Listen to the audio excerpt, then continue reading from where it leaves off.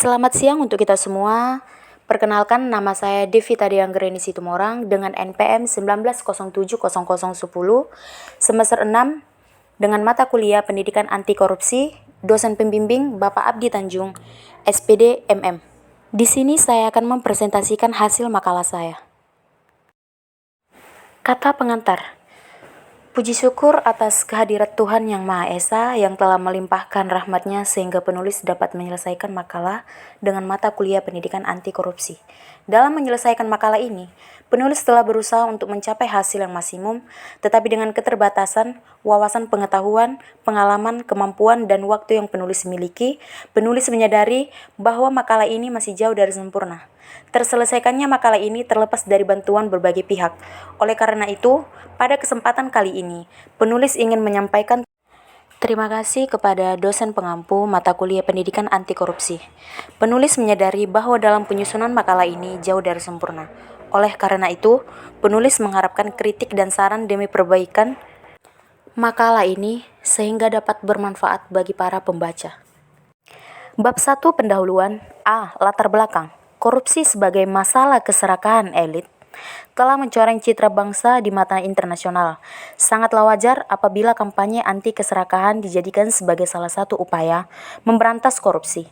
Banyak faktor penyebab terjadinya korupsi, namun faktor tersebut berpusat pada satu hal, yakni toleransi terhadap korupsi.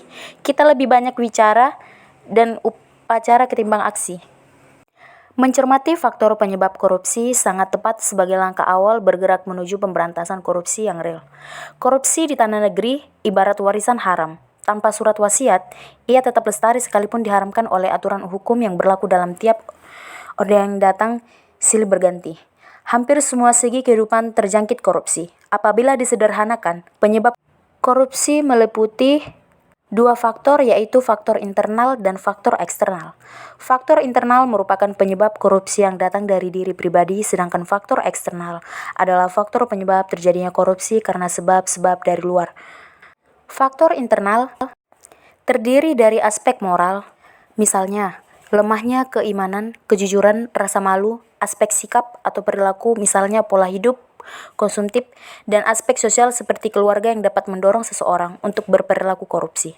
Faktor eksternal bisa dilacak dari aspek ekonomi, misalnya pendatang atau gaji tidak mencukupi kebutuhan.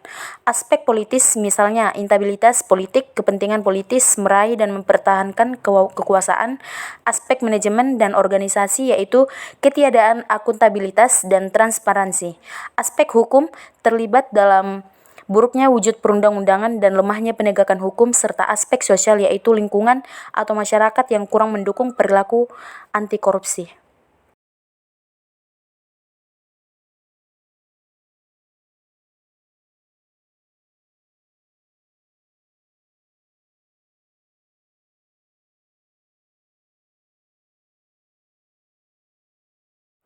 Bab 2. Pembahasan.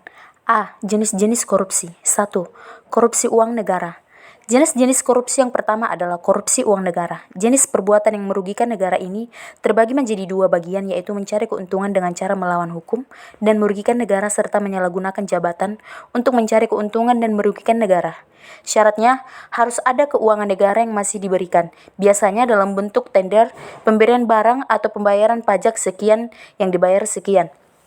Di sektor industri, dalam kehutanan, atau di pertambangan, korupsi bisa berupa polis tax agar mereka menyetorkan sekali pajak.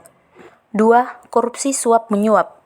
Jenis-jenis korupsi berikutnya adalah korupsi suap-menyuap yang merupakan tindakan pemberian uang atau menerima uang atau hadiah yang dilakukan oleh pejabat pemerintah untuk melakukan atau tidak melakukan sesuatu yang bertentangan dengan kewajibannya sebagaimana perdebatan hukum formil dan material.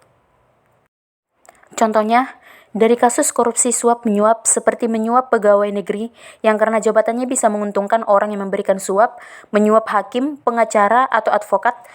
Korupsi jenis ini telah diatur dalam Undang-Undang PTPK. Korupsi tindakan pemerasan. Tindakan pemerasan merupakan tindakan yang dilakukan oleh pegawai negeri atau penyelenggara negara untuk menguntungkan diri sendiri atau orang lain dengan cara melawan hukum atau dengan menyalahgunakan kekuasaannya dengan memaksa seorang memberikan sesuatu, membayar atau menerima pembayaran dengan potongan atau untuk mengerjakan sesuatu bagi dirinya sendiri. B. Ciri-ciri korupsi. Berikut ini terdapat beberapa ciri-ciri korupsi terdiri atas melibatkan lebih dari satu orang. Setiap perbuatan korupsi tidak mungkin dilakukan sendiri, pasti melibatkan lebih dari satu orang. Bahkan pada perkembangannya, sering sekali dilakukan secara bersama-sama untuk menyulitkan pengusutan. Serba kerahasiaan. Meski dilakukan bersama-sama, korupsi dilakukan dalam koridor kerahasiaan yang sangat ketat. Masing-masing pihak yang terlibat akan berusaha semaksimal mungkin menutupi apa yang telah dilakukan. Melibat elemen perizinan dan keuntungan timbal balik. Yang dimaksud elemen perizinan adalah bidang strategis yang dikuasai menyangkut pengembangan usaha tertentu. Misalnya, izin mendirikan bangunan, izin perusahaan, dan lain-lain. Selalu berusaha menyembunyikan perbuatan atau maksud tertentu di balik kebenaran. Koruptor menginginkan keputusan-keputusan yang tegas dan memiliki pengaruh. Senantiasa berusaha mempengaruhi pengambil kebijakan agar berpihak padanya, mengutamakan kepentingannya, dan melindungi. C. Penyebab korupsi. Terjadinya korupsi adalah teori solidaritas sosial yang dikembangkan oleh Emil Durkheim tahun 1858 sampai 1917. Teori ini memandang bahwa watak manusia sebenarnya bersifat pasif dan dikendalikan oleh masyarakatnya. Solidaritas sosial itu sendiri memang merupakan unik, yang abstrak. Emil Durkheim berpandangan bahwa individu secara moral, netral, dan masyarakatlah yang menciptakan kepribadiannya. Ia juga mengontrol individual, fakta sosial yang dipelajarinya melalui pendidikan dan lingkungan. Karena watak manusia yang pasif, maka norma dan nilai masyarakatlah yang mengendalikan mereka. Menurut pandangan teori ini, masyarakat mempunyai pengaruh yang lebih besar dalam membentuk perilaku individu daripada lingkungannya. Dalam konteks korupsi, itu berarti dalam masyarakat yang sistem budaya dan lembaganya, korupsi akan membentuk individu yang korup seberapa besar pun kesalahan individu. B. Aspek ekonomi. Pendapatan tidak mencukupi kebutuhan. Dalam rentang kehidupan, ada kemungkinan seseorang mengalami situasi terdesak dalam hal ekonomi. Keterdesakan itu membuka ruang bagi seseorang untuk mengambil jalan, diantaranya dengan melakukan korupsi. C. Aspek politis. Menurut Raharjo, tahun 1983, bahwa kontrol sosial adalah suatu proses yang dilakukan untuk mempengaruhi orang-orang agar bertingkah laku sesuai dengan harapan masyarakat. Kontrol sosial tersebut dijalankan dengan menggerakkan berbagai aktivitas yang melibatkan penggunaan kekuasaannya sebagai suatu lembaga yang diorganisasikan secara politik melalui lembaga-lembaga yang dibentuknya.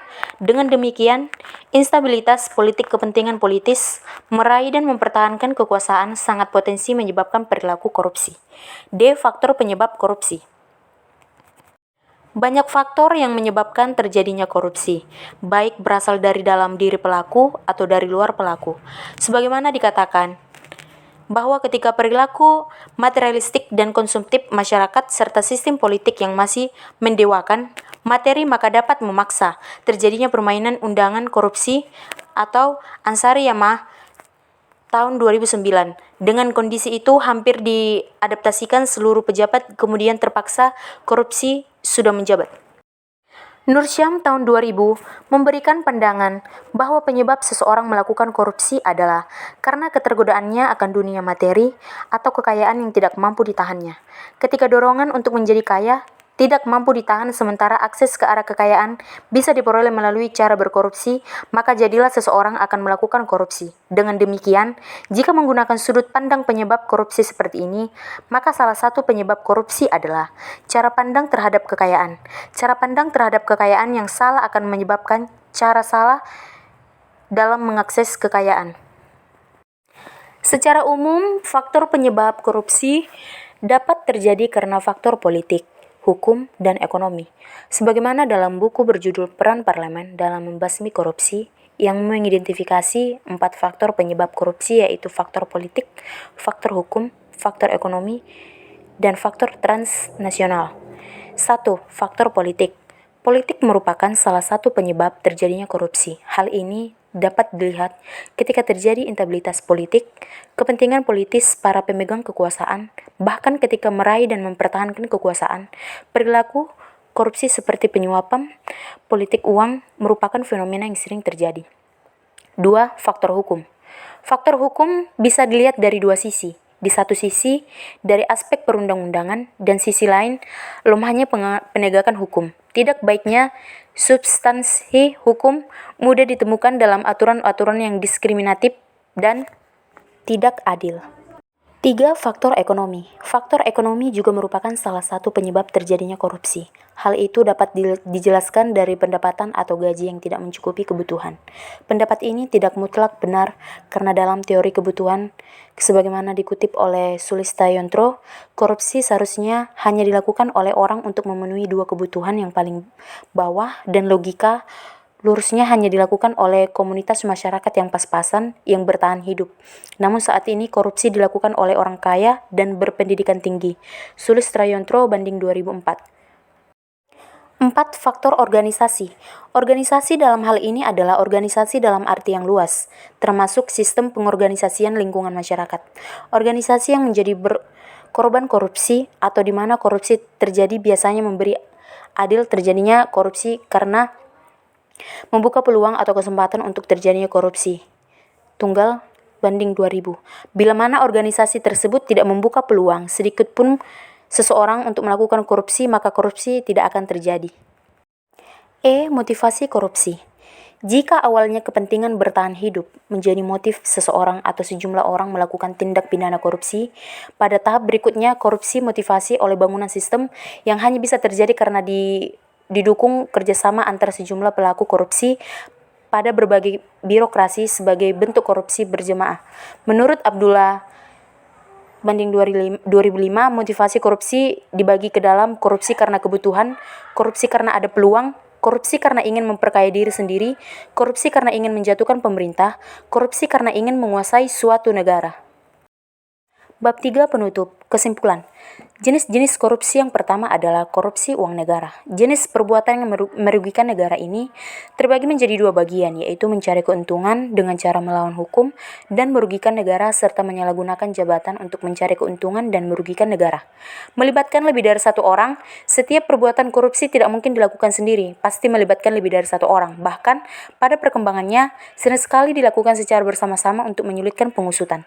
Terjadinya korupsi adalah teori solidaritas sosial yang dikembangkan oleh Emil Durkheim tahun 1858 sampai 1917. Teori ini memandang bahwa watak manusia sebenarnya bersifat pasif dan dikendalikan oleh masyarakatnya. Banyak faktor yang menyebabkan terjadinya korupsi, baik berasal dari dalam diri pelaku atau dari luar pelaku. Motivasinya, korupsi karena kebutuhan, korupsi karena ada peluang, korupsi karena ingin memperkaya diri sendiri, korupsi karena ingin menjatuhkan pemerintah, dan korupsi karena ingin menguasai suatu negara. Terima kasih.